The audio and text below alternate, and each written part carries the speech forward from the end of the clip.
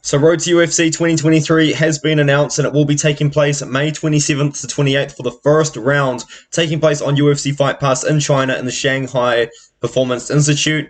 And I'm really looking forward to it. In this video, I'm just going to be announcing the fighters and the fights. I will give early predictions, but I'll go a lot more in-depth next week when I actually have my good microphone, and I'll talk about it more in-depth then. As you can tell, I'm recording on my laptop camera with my laptop microphone. So it's going to be low quality, but next week I will do a better, more in-depth video about everything. And before we get into it, I want to shout out the source of information for this is MMA Ecosystem on Instagram. He's got Twitter as well and a YouTube channel, but he's where I get all my source for Road to UFC and stuff like that. But we'll start with talking about the first official flyweight fighters. Well, all of the fighters have been officially announced now. These are the flyweight fighters. The first one is Ray Surya. He is 6-0. He is from Japan. He is 20 years old. He's very young. He's got some good wins. You know, he beat this guy called Taiki Akiba, who was a common opponent of another very good fighter on the card, which we'll talk about later, or in the tournament. A lot of early finishes, round 1 finishes over great opponents as well. 20 years old, 6-0, so he's going to be good in the tournament. Ronel Siahan is another one. He is 7-0. He fights from Indonesia, and he is got a lot of finishes in his career as well. A lot of finishes for a flyweight. He's beaten a lot of good guys over at One Pride MMA, which is an Indonesian local promotion. The next one is Mark Clamaco, who was born in USA. He does train in USA, but he seems to represent Philippines. I believe his whole family is from Philippines, so it does make sense. And I believe he will be representing Philippines in the tournament.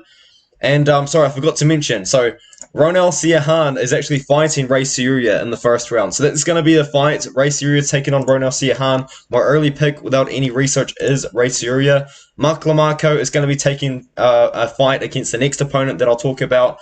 Mark Clamaco is very good. He did get KO'd by Yuma Horiuchi in the first round, but after that he's beaten two very good prospects. Miguel Sanson was pretty highly ranked as well. Beaten a lot of undefeated guys throughout his career. 6-0, 1-0, 4-0, 5-0, 4-0. Fought in LFA as well, fights at AKA. His opponent in the first round will be Jung Hyun Lee, who is 8-0, is 20 years old, and he is very good. And Jung Hyun Lee, before the tournament even started, has actually been touted to be one of the winners of the whole tournament, but I think he's got a very tough matchup taking on Mark Clamaco in the first round. He hasn't really beaten the best level of competition. You can see the Taiki Akiba opponent is the common opponent with Ray Surya, who was another favorite to win the whole thing, but Jung Hyun Lee will be taking a fight against Mark Clamaco in the first round. We now move on. We've got Jinyu Shi. I apologize, I probably said his name wrong, but he's 11-2 flyweight out of China. He hasn't really beaten the best guys in the world. He has fought against one of my favorite fighters that's not signed to the UFC, Zephyr Shang, who's got like a record of like 36 wins, 8 losses or something absolutely ridiculous. I want him to be signed to the UFC, but he's probably a little bit too old. But anyway, aside from that, he really hasn't been the best level of competition, so this will be a big step up for him. His opponent is going to be Billy Pasulatan, who's 10-2. Without doing any research at all, I kind of like Billy in the matchup, but Billy has actually spent his whole career, for the most part, fighting at men's strawweight. So he's been fighting at 115 pounds in the male division there at One Pride MMA. So he's a very, very small dude. So he's going to have absolutely no issues making the weight of 125 pounds. A lot of early finishes as well for such a small guy. Some good wins on the record as well. I think him versus Jinyu Shi should be a pretty good fight. We move on now. We've got Sumit Kumar representing India. He is 4-0. But if you do look at his record, he could be classed as 7-0. Technically, it's a weird one though, because I do believe this opponent here, Vijay Singh Bariola, is actually 2-0. Was 2-0 in MMA at the time. So it's weird that he's been flagged for maybe a bit of record padding or record finding someone that's just paid to lose when his opponent was 2-0. But it doesn't matter anyway. He hasn't really beaten the best guys in the world. This is going to be a big step up in competition for him when he does fight his opponent, which is Seung-Guk Choi, who made it to the finals last year. To my surprise, wasn't signed. I thought all of the finalists did get signed, regardless of a winner or a loss, but obviously not, and you will see another finalist later on in the video. But he fought Hyun Sung Park, was arguably winning that fight, and then he lost, you know. But yeah, he's got good wins, does Seung-Guk Choi over Ramasapandi and Keelun, and maybe Seung-Guk Choi could be a little bit of an underdog to make it all the way himself, so it'll be interesting to keep your eye out for him. I do think he beats Sumit Kumar. Sumit Kumar is just not fought this level of competition at all. And I will move on up the weight classes now. And now we move on to the bantamweights that will be taking place in the tournament. And the first confirmed bantamweight is Long Zhao, or Zhao Long. And Long Zhao is a guy that UFC clearly wants in the UFC because he fought on Dana White's Contender Series, lost to Christian Canones, bounced back, was meant to fight Minwoo Kim in the tournament last year and pulled out. I think he actually missed weight or something along those lines, or he fell sick. And then he fought Felipe Lima, was meant to fight Felipe Lima in a bonus bout, a bonus fight in the tournament.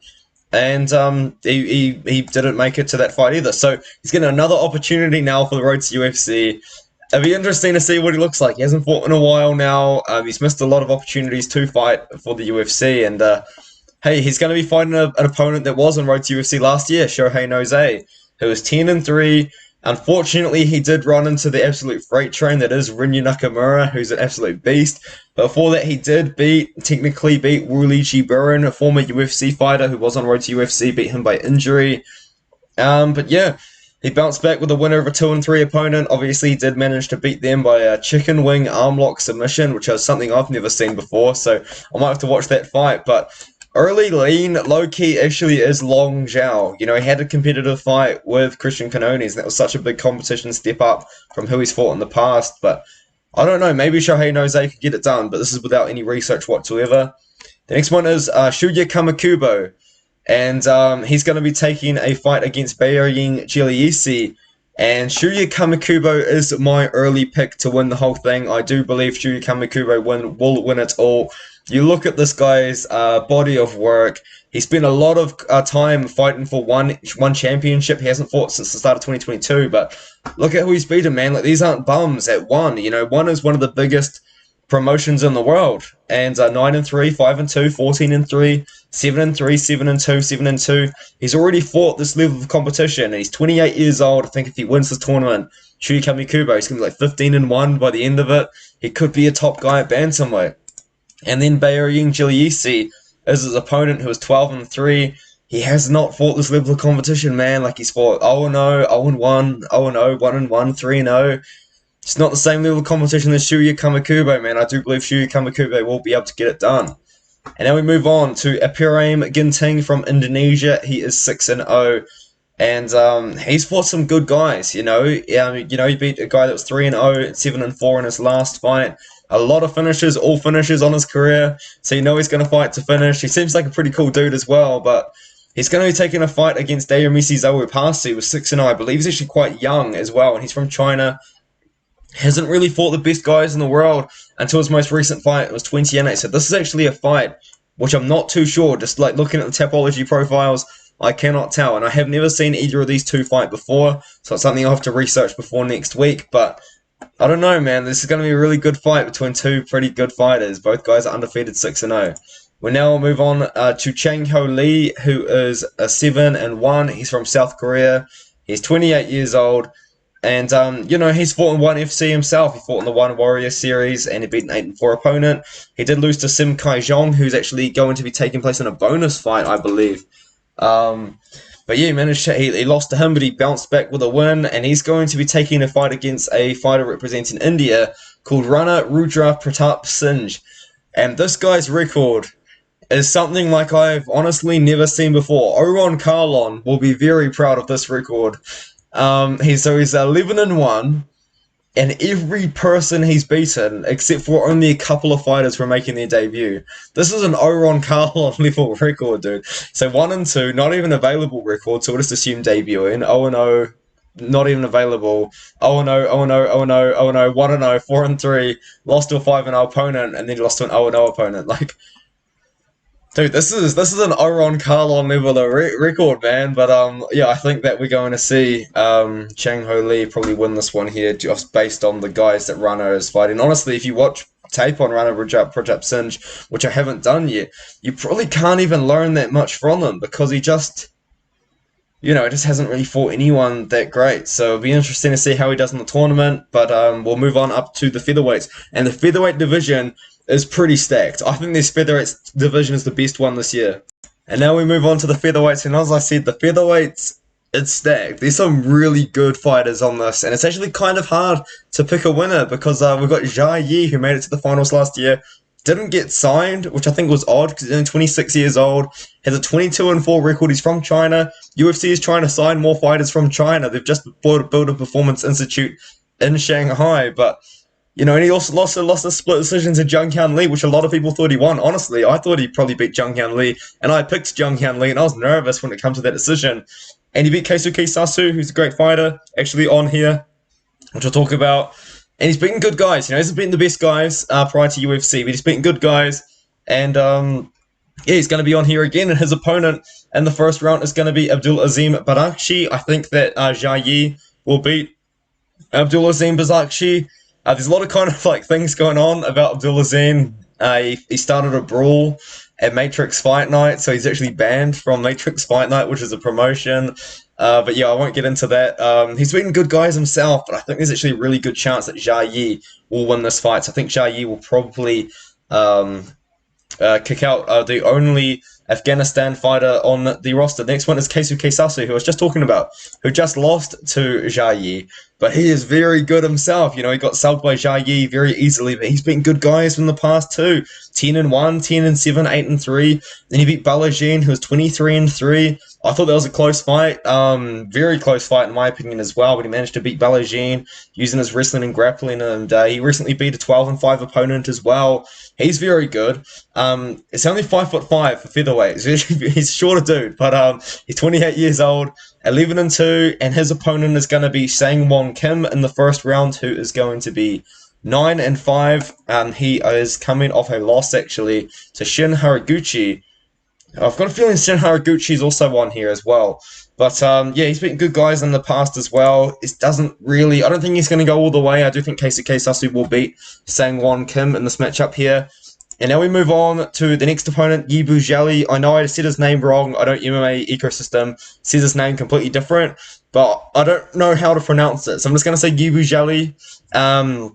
He's 22-11. He's won the JCK tournament, I believe, at least once. He's fought good guys, he's fought bad guys, he's fought 21-7, but he's also fought a bunch of guys like 2-2, 6-3, 18-21 recently, but yeah, he's got a lot of experience, he's going to bring a lot of experience to the show, and Kuya Kanda is his opponent, who was 11-4 from Japan, and he's beaten a couple of good guys as well. He recently beat a 9-4 opponent, 33-21, 3-0, and he's 27 years old, so I think that could be an interesting fight, Yibu Zhali versus Kuya Kanda. I'm not actually entirely sure who I would pick in that one, but I might side with Yibu Zhali. But we're going to move on now. We've got Kaiwen Lee, and Kaiwen Lee, or Lee Kaiwen, I believe is actually his name. He's 10-5. He doesn't have a pretty record, but he is my pick to win the whole thing. I'm not that confident about it, but he is my pick to win the entire thing. I do think he might go all the way when the finals get signed to the UFC. He actually was meant to get signed to the UFC, or there was rumor of him being in talks to sign to the UFC prior to this fight with Fabricio de Andrade, and he ended up losing it, and he ended up actually getting injured as well. I believe it was during the fight, or maybe it was after the fight, before the fight, I don't know. He was actually meant to get signed to the UFC because I think he had problems with ONE FC or ONE Championship. I just don't think he really liked fighting for them too much. I don't know if that's true or not, but I think I read somewhere. But yeah, he's beaten really good guys. He's got KO power, and I think he's going to KO his way all the way through the tournament. I think he does beat his opponent, Reza Arianto, who is 5-0. He's from Indonesia. This is a big step up in competition for Reza Arianto. He fought 3-0, 3-3, 4-4. And 2-1 guys. And Kaiwen Lee, he hasn't fought for a long time. He hasn't fought since 2021, but he had that bicep tear, I believe, was the injury that he had. He's KO'd some really good guys, man. He's got KO power, and I think he's going to get it done in this one here. So I'm really excited to seeing Kaiwen Lee fight. Like, he seems like a cool dude. Like, he's kind of got like a really a good look about him. Where the UFC could promote this guy as like a cool like Chinese prospect or a Chinese fighter that they could promote, because he's got like tattoos on his face. He's got like the neck tats. You can see him kind of there. Just looks like a cool dude, and he's still young. He's 27 years old. He's my pick to win the whole thing. I think he beats Reza Arianto. I think the winners will either be Kaiwen Lee Yaji or Jayi or Keisuke Sasu. But Keisuke Sasu already lost to Jayi. So I'm expecting Jayi and Kaiwen Lee in the finals, man. This is a crazy tournament. I'm really looking forward to it, but I do have Lee Kaiwen to win the whole tournament and to win this fight as well. And now we're finally at the lightweights. These are the lightweights that will be taking place in the Road to UFC 2023 tournament. The first one is Sung Chang Hon. He is from South Korea, and he's actually got some pretty good wins, kind of, on his career. He's beaten a 33-10 world choke. I think he's still doing the thing, actually. I was meant to fight JJ Ambrose, who was also a legend who's fought a lot of times. He's got to win over an 8-1 opponent. Recently, he hasn't really fought the best guys. He's got 2 no contests due to kicks to the groin against the same guy. I want to kind of watch those fights to find out who was getting kicked to the groin. But, yeah, dude, that would be funny. But anyway, the point is, he seems pretty good. He's fighting at lightweight. He's actually going to be fighting a former UFC fighter, Zhu Rong, who actually fought in the UFC 3 times. He's only 23 years old. I think it was just a little bit too soon for Zhu Rong. But honestly, though, Zhu Rong, dude, he spilt the bag. He spilt the beans against Rodrigo Vargas, man. He really should have been able to beat Rodrigo Vargas, but he just didn't throw anything in the first 2 rounds. And then he finally come back and won. He did beat Brandon Jenkins, but then when he lost to Ignacio Bahamondes, I think the UFC were kind of like, yeah, I think we pushed you a little bit too hard, a little bit too fast, and they released him. He got a win over a 13-6 opponent on Yuigi Warriors, and now he's back. He's in the tournament. He's 22-5. You know, he's got a lot of experience for a 23-year-old. He is fighting Sung Chang Hong. That's an interesting fight. I think Zhu Rong might actually win it. I think Zhu Rong might actually go quite far in this tournament. But we're going to find out. The next one is Kazuma Maruyama, who's 12-6. He's 30 years old. He has beaten some good guys. He's lost to some good guys. He's lost to some not so good guys. Like he did lose to a 16-16 opponent in 2019. He lost to Adam Asenza, who I believe was on the Ultimate Fighter a long time ago. Am I thinking of the right person? And, you know, he's kind of had an up and down career, mostly up though. But Adam Asenza, I recognize Adam Asenza from somewhere, and it's freaking me out. And it wasn't from the Ultimate Fighter. It wasn't even from the UFC. Ignore me. I don't know what I'm talking about. But anyway, Kazuma Maruyama is going to be taking a fight against Sang-Uk Kim, who is 8-2. He is going to be fighting at lightweight. He hasn't really beaten the best guys in his career either. He lost a close fight to a 5-1 opponent, and he beat 2 debuting guys after that. So interesting to see who wins this fight, who moves forward. But now we move on to Wendris Patilama, who was 8-0. He's fought at welterweight in the past, but I believe he's a small welterweight, so he's now moving down to lightweight. He's 8-0 with most finishes, and he finishes his opponents pretty quickly, and he's beaten some good guys. 3-0, 6-0, 6-1, and 4-0 in his last fight. Can't complain. Apologies, you can't complain about that. And he's going to be fighting who I think might win the whole thing. Actually, have I got things wrong? 1, 2, 1, 2. I forgot to put in someone. Oh, I'll do that at the end. He's going to be fighting Shin Haraguchi. Shin Haraguchi is my pick to win the whole thing. He's only 24 years old. He's 5'6", and he's tiny for lightweight. I feel like Shin Haraguchi, if he wins this tournament, gets signed to the UFC. I kind of hope that he can join a team or maybe get like a nutritionist or something to help him cut weight. Because I think Shin Haraguchi, although I think he wins the whole thing because of his background in wrestling, I think he's like an under 23 Asian championship in freestyle wrestling. I think he's wrestled at the world championships as well. He's very, very good wrestler, which is why he's managed to win all of his fights and look very good doing it. But I think he's so undersized for 155. I don't think he would go too far in the UFC itself because of how small he is. But he's got the wrestling, brother. He's got the wrestling that I think was going to carry him all the way through the tournament. But he's going to be very small. And I think Wendris Patilama could be a tough fight for him to start with because he's a former welterweight. But I think Shin Haraguchi goes all the way in this one. Wonbin Ki is a massive lightweight. We're talking about the opposite to Shin Haraguchi here. Wonbin Ki is massive for lightweight. He is the one that did lose to Jika Saragi, did get KO'd by Jika Saragi, but he is huge for lightweight. And he has fought good guys in his career as well. He's been KO'd a couple times now, though. He's been KO'd 5 times. Got KO'd by Jika Saragi quite badly. Bounced back with a winner of a 25-27 opponent. But man, like he's so big for lightweight. He really could have a pretty good chance of winning this whole thing. But Shin Haraguchi is my pick to win the thing. But man, he's small for 155, man. And now we're going to talk about the final one, this was really well organized by me. I forgot to put him in before I started recording, but his name is Bahatibole Bati Bolate, and I'm very much waiting for it to load. And he's 7-1. I believe he recently made a move to the USA because he wanted to get signed to the UFC. So what he did was he was fighting in China, I believe, for most of his career. And then he moved to USA, took a fight in LFA against Harris Talinzik, who was 4-0, and he did lose to him, but he bounced back with a close fight over an 8-2 opponent, Ryan Leninger, and here he is. So he's from China, 7-1, taking Won Bin Ki on in the first round. This is going to be a very explosive first fight. Both guys, I believe, are primary strikers. It will be very interesting to see who wins. Now we're going to move on to the bonus fights. I'll talk about the bonus fights at the end of this video here. And now we move on to the bonus fights of the tournament. So these fights don't really act as Dana White's Contender Series fights as such, whereas if the fighter wins, they'll get signed to the UFC.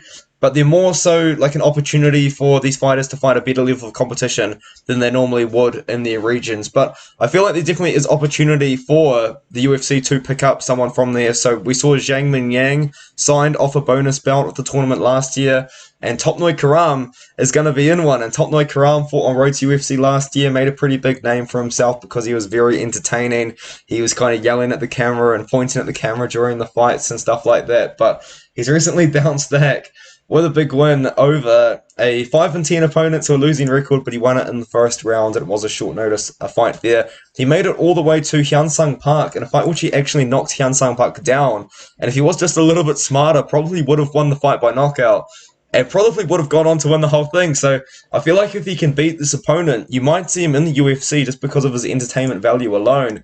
And he is fighting a Mongolian fighter called Nyamjagal Timin Dim Baral, who is 6-0, 25 years old, with a lot of power in the hands, and he recently KO'd his opponent in 7 seconds, and that clip kind of went a little bit viral around Twitter, which is obviously where UFC probably found out about him, and they've put him in this little tournament bout taking on Topnoi Karam, and both of these guys are going to be strikers. Topnoi Karam, a pure striker, Muay Thai fighter. I believe he's had a lot of Muay Thai fights. If you watch The Ultimate Fighter, the season which Kai Kara France is on, and you watch Kai Kara France's home video, Topnoi Karam is literally in that video. It's crazy. So Topnoi Karam has been affiliated with it might be Bangtao Muay Thai, or it could be oh my goodness, a gym that I'm forgetting about now in Thailand, but he's been in the Muay Thai game for a long time. I do think Topnoi Karam would beat Nyamjagal, but if Nyamjagal can go out there and knock out Topnoi Karam, he could get signed to the UFC. UFC needs flyweights. He's from Mongolia. I don't think there's many Mongolian fighters in the UFC.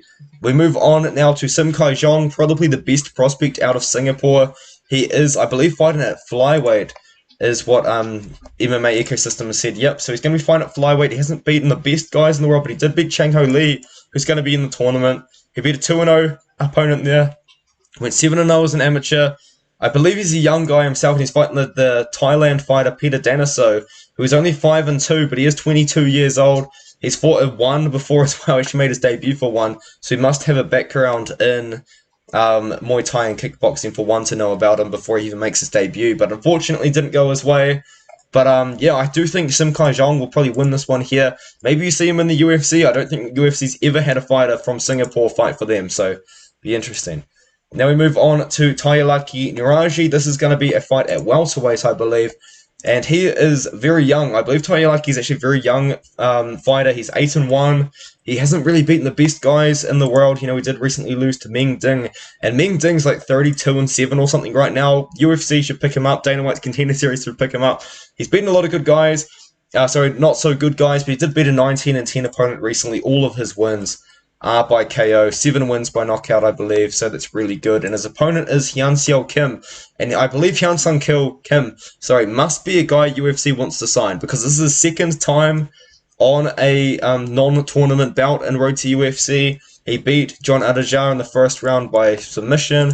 He's taking on Taiyalaki Niraji. I think he should really be able to beat Taiyalaki here. I think Han Seo Kim will be able to get it done, and he probably will get signed off that win, because it's going to be second time fighting on Road to UFC tournament bout. So I wouldn't be too surprised if we see him in the UFC. Now you've got Chris Hoffman, who's 8-1. He's from Switzerland, but he was born in the Philippines, and he does train in the Philippines, but it's got Switzerland there, so maybe he spent a long time living in Switzerland, but Anyway, Chris Hoffman, he is 8-1. Once again, hasn't really fought the best guys in his competition, but he does have a win over a 9-4 opponent earlier on in his career, and he's going to be taking on Sang Hoon Yu, who I believe was signed to PFL briefly, but just never got a fight for PFL. He's kind of gone up and down. He did lose to Andre Fialho. Peter Barrett as well is pretty good himself. Andre Fialho is obviously in the UFC, had his own success. On a little bit of a downfall right now, but losing to Andre Fialho by KO isn't too bad. And Sang Hoon Yu, he's a good fighter. You know, he's from South Korea. He's 33 years old. So he's an older fighter. But it'll be interesting. Both guys are 33 actually. So it'll be interesting. Maybe because both guys are 33, they don't. They might sign either one of these in a win as well. It'll be interesting to see what happens. But let me know what you think in the comments below, and I'll see you in the next one.